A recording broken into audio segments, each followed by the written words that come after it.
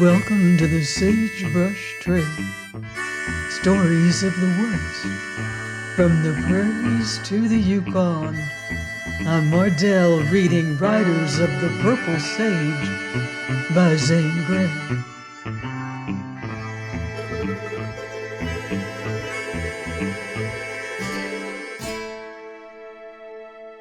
Chapter 8. Surprise Valley. Back in that strange canyon, which Venters had found indeed a valley of surprises, the wounded girl's whispered appeal, almost a prayer, not to take her back to the rustlers, crowned the events of the last few days with a confounding climax. That she should not want to return to them staggered Venters. Presently, as logical thought returned, her appeal confirmed his first impression, that she was more unfortunate than bad, and he experienced a sensation of gladness. If he had known before that Oldring's masked rider was a woman, his opinion would have been formed, and he would have considered her abandoned. But his first knowledge had come when he lifted a white face, quivering in a convulsion of agony. He had heard God's name whispered by blood-stained lips. Through her solemn and awful eyes, he had caught a glimpse of her soul. And just now had come the entreaty to him, "Don't take me back there." Once for all, Venter's quick mind formed a permanent conception of this poor girl. He based it not upon what the chances of life had made her, but upon the revelation of dark eyes that pierced the infinite, upon a few pitiful, halting words that betrayed failure and wrong and misery, yet breathed the truth of a tragic fate rather than a natural leaning to evil. "What's your name?" he inquired. "Bess," she answered. "Bess what?" "That's enough. Just Bess." The red that deepened in her cheeks was not all the flush of fever. Venters marveled anew, and this time at the tint of shame in her face, and the momentary drooping of long lashes. She might be a rustler's girl, but she was still capable of shame. She might be dying, but she still clung to some little remnant of honor. "Very well, Bess, it doesn't matter," he said, "but this matters. What shall I do with you?" "Are you a rider?" she whispered. "Not now. I was once. I drove the Witherstein herds. But I lost my place, lost all I owned, and now I'm a sort of outcast. My name's Bern Venters." "You won't take me to Cottonwoods or Glaze? I'd be hanged." "No, indeed, but I must do something with you, for it's not safe for me here. I shot that rustler who was with you. Sooner or later he'll be found, and then my tracks. I must find a safer hiding place where I can't be trailed." "Leave me here." "Alone? To die?" "Yes." "I will not." Venters spoke shortly with a kind of ring in his voice. "What do you want to do with me?" Her whispering grew difficult, so low and faint that Venters had to stoop to hear her. "Why, let's see," he replied slowly. "I'd like to take you some place where I could watch by you, nurse you, till you're all right." "And then?" "Well, it'll be time to think of that when you're cured of your wound. It's a bad one. And Bess, if you don't want to live, if you don't fight for life, you'll never—" "Ah, I want to live. I'm afraid to die. But I'd rather die than go back to—" "To Oldring?" asked Venters, interrupting her in turn. Her lips moved in an affirmative. "I promise not to take you back to him, or to Cottonwoods, or to Glaze." The mournful earnestness of her gaze suddenly shone with unutterable gratitude and wonder. And as suddenly Venters found her eyes beautiful, as he had never seen or felt beauty. They were as dark blue as the sky at night. Then the flashing changed to a long, thoughtful look, in which there was a wistful, unconscious searching of his face, a look that trembled on the verge of hope and trust. "I'll try to live," she said. The broken whisper just reached his ears. "Do what you want with me." "Rest then, don't worry, sleep," he replied. Abruptly he arose, as if words had been decision for him, and with a sharp command to the dogs, he strode from the camp. Venters was conscious of an indefinite conflict of change within him. It seemed to be a vague passing of old moods, a dim coalescing of new forces, a moment of inexplicable transition. He was both cast down and uplifted. He wanted to think, and think of the meaning, but he resolutely dispelled emotion. His imperative need at present was to find a safe retreat, and this called for action. So he set out. It still wanted several hours before dark.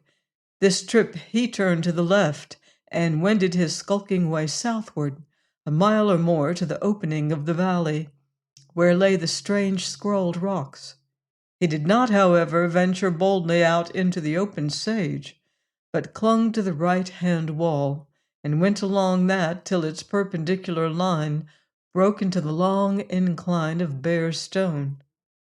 Before proceeding farther, he halted, studying the strange character of this slope, and realizing that a moving black object could be seen far against such a background. Before him ascended a gradual swell of smooth stone. It was hard, polished, and full of pockets worn by centuries of eddying rainwater. 100 yards up began a line of grotesque cedar trees, and they extended along the slope, clear to its most southerly end. Beyond that end, Venters wanted to get, and he concluded the cedars, few as they were, would afford some cover. Therefore he climbed swiftly. The trees were farther up than he had estimated, though he had from long habit made allowance for the deceiving nature of distances in that country. When he gained the cover of cedars, he paused to rest and look, and it was then he saw how the trees sprang from holes in the bare rock. Ages of rain had run down the slope, circling, eddying in depressions, wearing deep, round holes. There had been dry seasons, accumulations of dust, wind-blown seeds, and cedars rose wonderfully out of solid rock. But these were not beautiful cedars.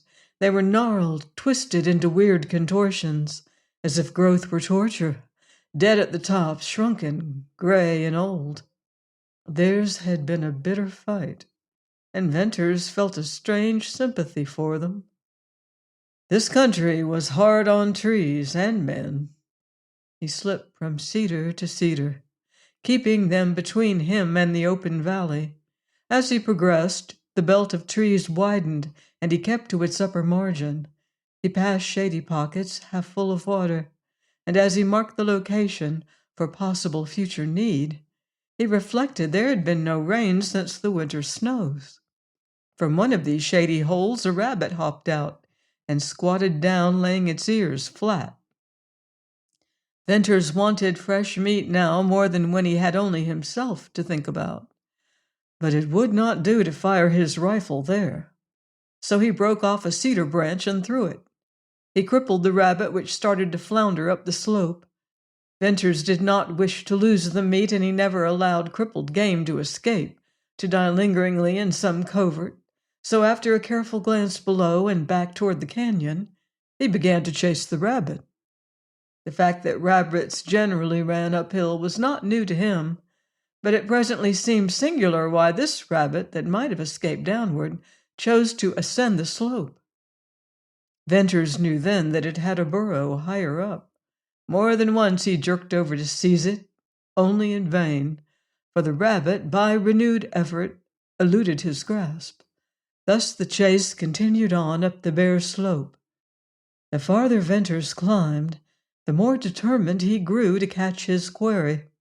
At last, panting and sweating, he captured the rabbit at the foot of a steeper grade. Laying his rifle on the bulge of rising stone, he killed the animal and slung it from his belt. Before starting down, he waited to catch his breath.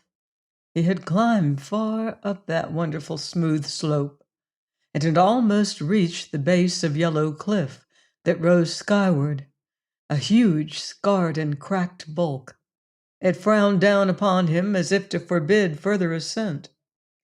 Venters bent over for his rifle, and as he picked it up from where it leaned against the steeper grade, he saw several little nicks cut in the solid stone. They were only a few inches deep and about a foot apart. Venters began to count them. 1, 2, 3, 4, on up to 16. That number carried his glance to the top of his first bulging bench of cliff base. Above, after a more level offset, was still steeper slope, and the line of nicks kept on, to wind round a projecting corner of wall. A casual glance would have passed by these little dents. If Venters had not known what they signified, he would never have bestowed upon them the second glance. But he knew that they had been cut there by hand, and though age-worn, he recognized them as steps cut in the rock by the cliff-dwellers. With a pulse beginning to beat and hammer away his calmness, he eyed that indistinct line of steps, up to where the buttress of wall hid further sight of them. He knew that behind the corner of stone would be a cave, or a crack which could never be suspected from below. Chance, that had sported with him of late, now directed him to a probable hiding place. Again he laid aside his rifle, and removing boots and belt, he began to walk up the steps.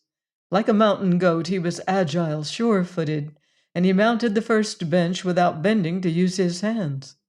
The next ascent took grip of fingers as well as toes, but he climbed steadily, swiftly, to reach the projecting corner and slipped around it.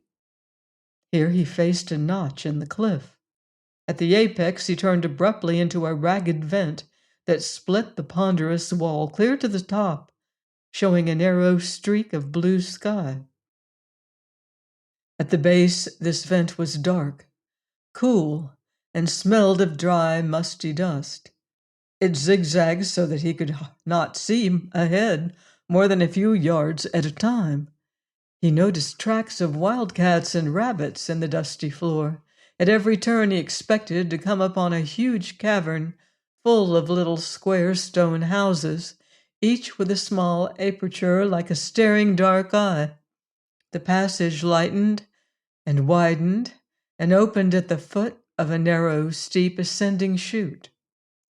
Venters had a moment's notice of the rock, which was of the same smoothness and hardness as the slope below, before his gaze went irresistibly upward to the precipitous walls of this wide ladder of granite. These were ruined walls of yellow sandstone, and so split and splintered, so overhanging with great sections of balancing rim, so impending with tremendous crumbling crags, that Venters caught his breath sharply, and appalled he instinctively recoiled, as if a step upward might jar the ponderous cliffs from their foundation. Indeed, it seemed that these ruined cliffs were but awaiting a breath of wind to collapse and come tumbling down. Venters hesitated.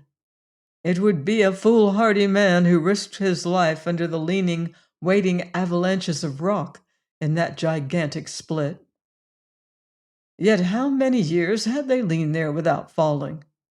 At the bottom of the incline was an immense heap of weathered sandstone, all crumbling to dust, but there were no huge rocks as large as houses, such as rested so lightly and frightfully above waiting patiently and inevitably to crash down, slowly split from the parent rock by the weathering process, and carved and sculptured by ages of wind and rain. They waited their moment. Venters felt how foolish it was for him to fear these broken walls, to fear that after they had endured for thousands of years, the moment of his passing should be the one for them to slip. Yet he feared it. What a place to hide, muttered Venters. I'll climb, I'll see where this thing goes. If only I can find water. With teeth tight shut, he essayed the incline, and as he climbed he bent his eyes downward. This, however, after a little grew impossible. He had to look to obey his eager, curious mind. He raised his glance and saw light between row on row of shafts and pinnacles and crags that stood out from the main wall.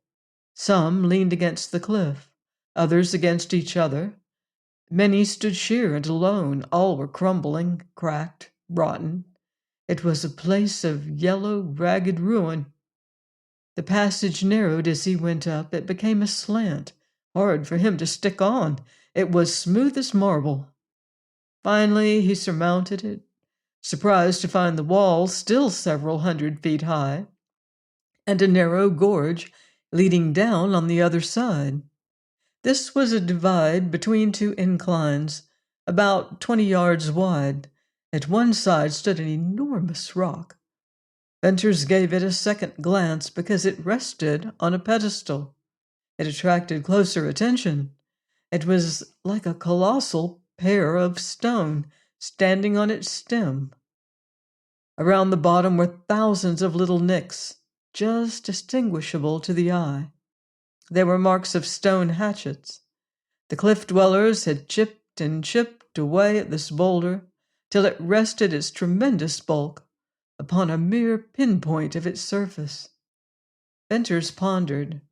Why had the little stone men hacked away at that big boulder? It bore no semblance to a statue or an idol, or a godhead or a sphinx. Instinctively he put his hands on it and pushed. Then his shoulder and heaved. The stone seemed to groan, to stir, to grate, and then to move. It tipped a little downward and hung, balancing for a long instant, slowly returned, rocked slightly, groaned and settled back into its former position. Venters divined its significance. It had been meant for defense. The cliff dwellers, driven by dreaded enemies to this last stand, had cunningly cut the rock until it balanced perfectly, ready to be dislodged by strong hands. Just below it leaned a tottering crag that would have toppled, starting an avalanche on an acclivity where no sliding mass could stop. Crags and pinnacles, splintered cliffs and leaning shafts and monuments would have thundered down to block forever the outlet to Deception Pass. That was a narrow shave for me, said Venters soberly. A balancing rock. The cliff dwellers never had to roll it. They died, vanished, and here the rock stands, probably little changed. But it might serve another lonely dweller of the cliffs.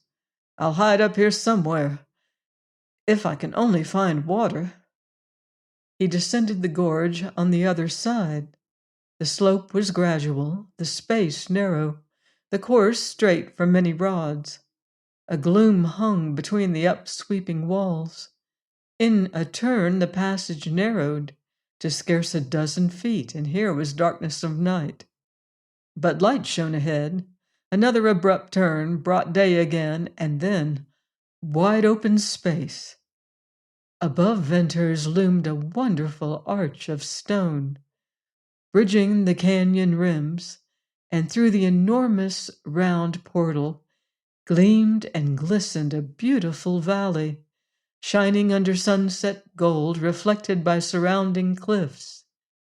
He gave a start of surprise.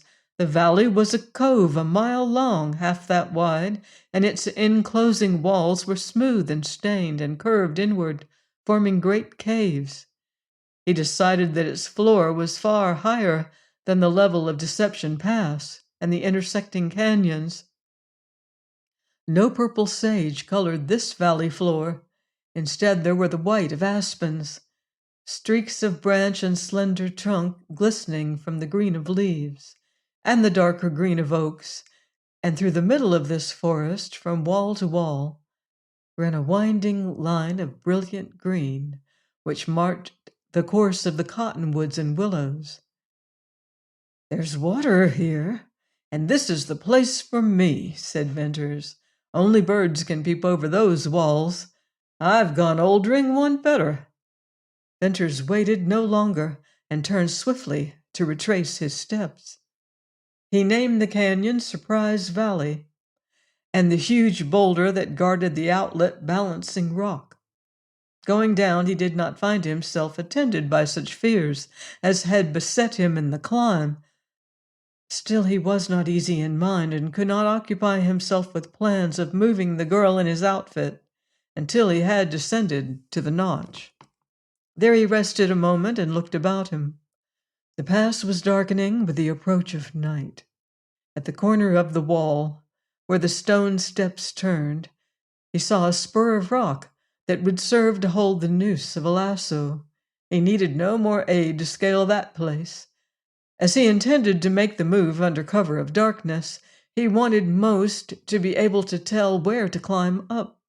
So taking several small stones with him, he stepped and slid down to the edge of the slope where he had left his rifle and boots. He placed the stones some yards apart. He left the rabbit lying upon the bench where the steps began. Then he addressed a keen-sighted, remembering gaze to the rim wall above. It was serrated, and between two spears of rock, directly in line with his position, showed a zigzag crack that at night would let through the gleam of sky. This settled, he put on his belt and boots and prepared to descend. Some consideration was necessary to decide whether or not to leave his rifle there. On the return, carrying the girl and a pack, it would be an added encumbrance, and after debating the matter, he left the rifle leaning against the bench. As he went straight down the slope, he halted every few rods to look up at his mark on the rim. It changed, but he fixed each change in his memory. When he had reached the first cedar tree, he tied his scarf upon a dead branch, and then hurried toward camp, having no more concern about finding his trail upon the return trip. Darkness soon emboldened and lent him greater speed.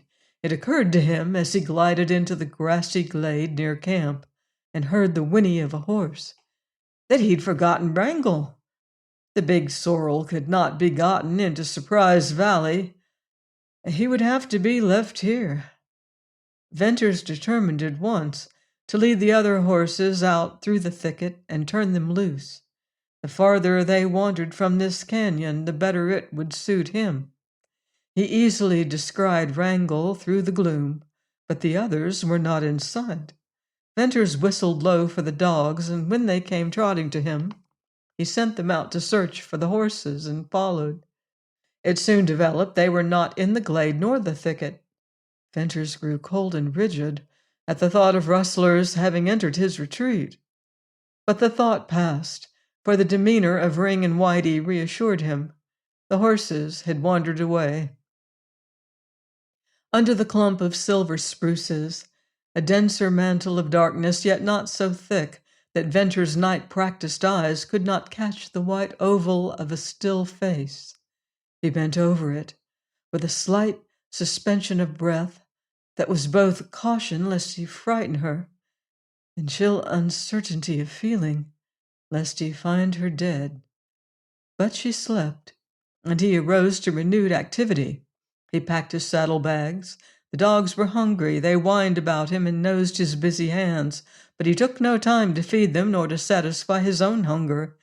He slung the saddlebags over his shoulders and made them secure with his lasso. Then he wrapped the blankets closer about the girl and lifted her in his arms. Wrangle whinnied and thumped the ground as Venters passed him with the dogs. The sorrel knew he was being left behind and was not sure whether he liked it or not. Venters went on and entered the thicket. Here he had to feel his way in pitch blackness and to wedge his progress between the close saplings. Time meant little to him now that he had started, and he edged along with slow side movement till he got clear of the thicket. Ring and Whitey stood waiting for him. Taking to the open aisles and patches of the sage, he walked guardedly, careful not to stumble or step in dust or strike against spreading sage branches. If he were burdened, he did not feel it.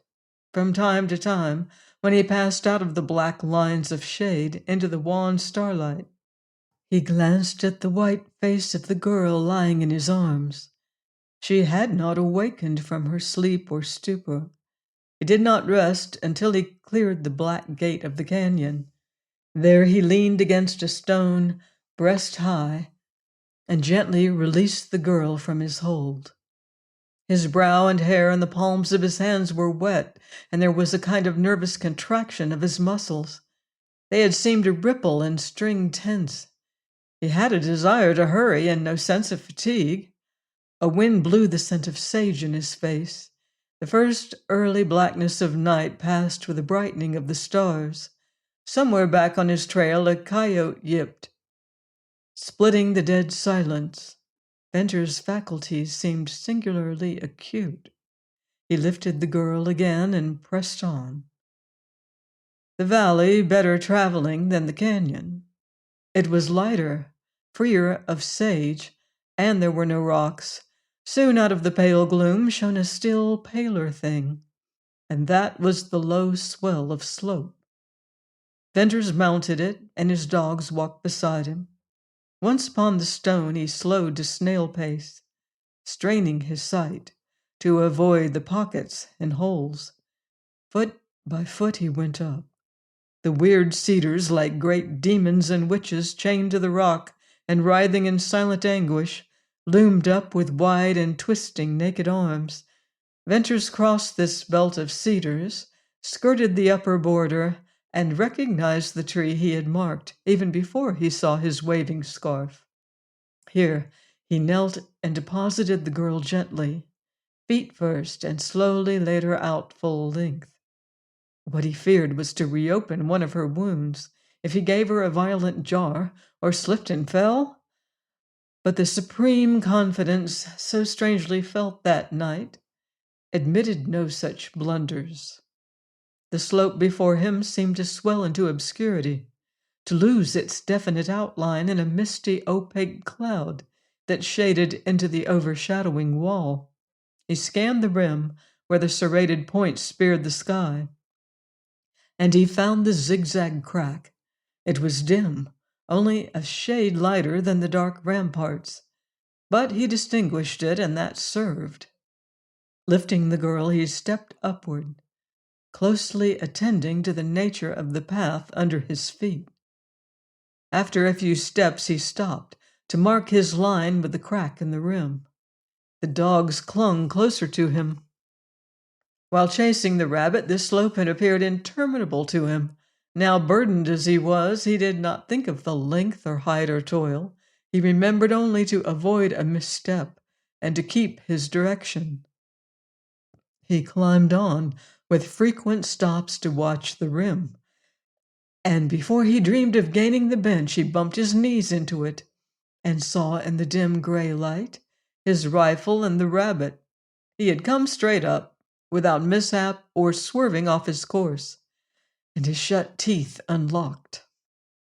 As he laid the girl down in the shallow hollow of the little ridge, with her white face upturned, she opened her eyes, wide, staring black at once, like both the night and the stars.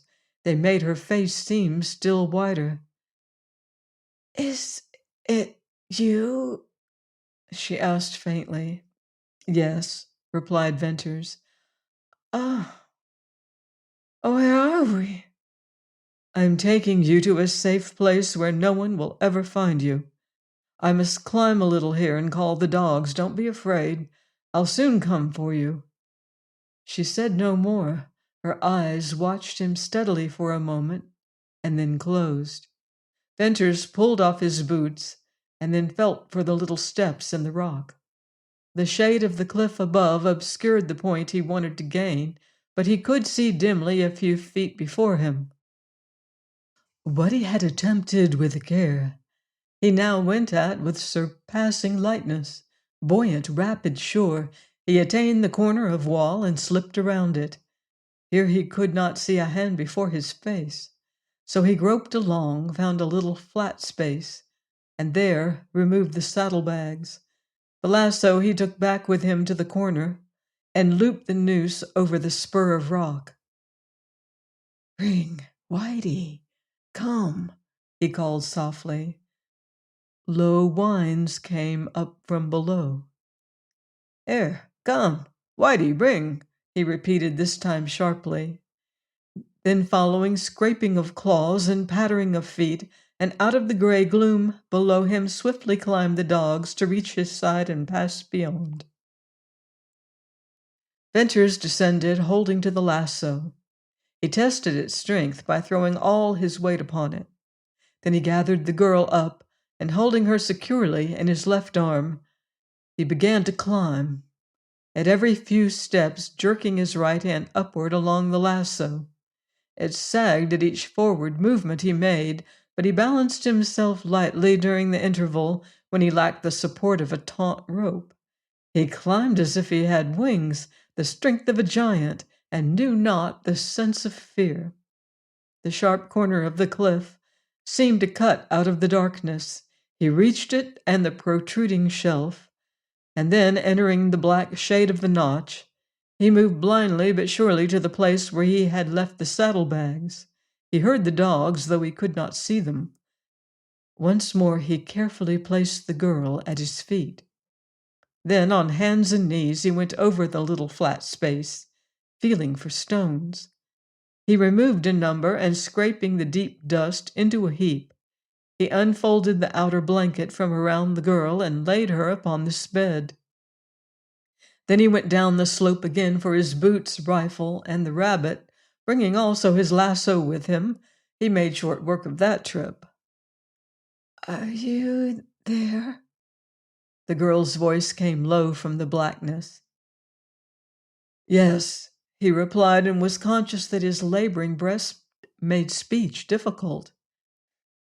"Are we in a cave?" "Yes." "Oh. Well, listen, the waterfall. I hear it. You've brought me back." Venters heard a murmuring moan that one moment swelled to a pitch almost softly shrill, and the next lulled to a low, almost inaudible sigh.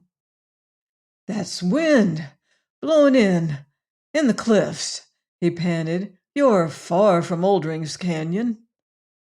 The effort it cost him to speak made him conscious of the extreme lassitude following upon great exertion.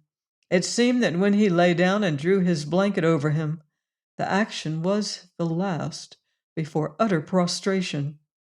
He stretched inert, wet, hot, his body one great strife of throbbing, stinging nerves and bursting veins, and there he lay for a long while before he felt that he had begun to rest. Rest came to him that night, but no sleep. Sleep he did not want. The hours of strained effort were now as they had never been, and he wanted to think. Earlier in the day he had dismissed an inexplicable feeling of change. But now, when there was no longer demand on his cunning and strength, and he had time to think, he could not catch the elusive thing that had sadly perplexed as well as elevated his spirit. Above him, through a V-shaped cleft in the dark rim of the cliff, shone the lustrous stars that had been his lonely accusers for a long, long year. Tonight they were different. He studied them. Larger, whiter, more radiant they seemed. But that was not the difference he meant. Gradually it came to him that the distinction was not one he saw, but one he felt.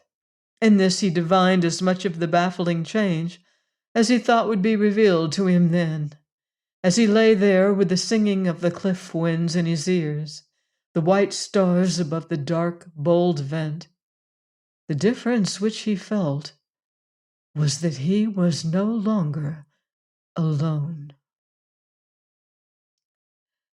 Join me next time for another exciting chapter of Riders of the Purple Sage by Zane Grey, here on the Sagebrush Trail.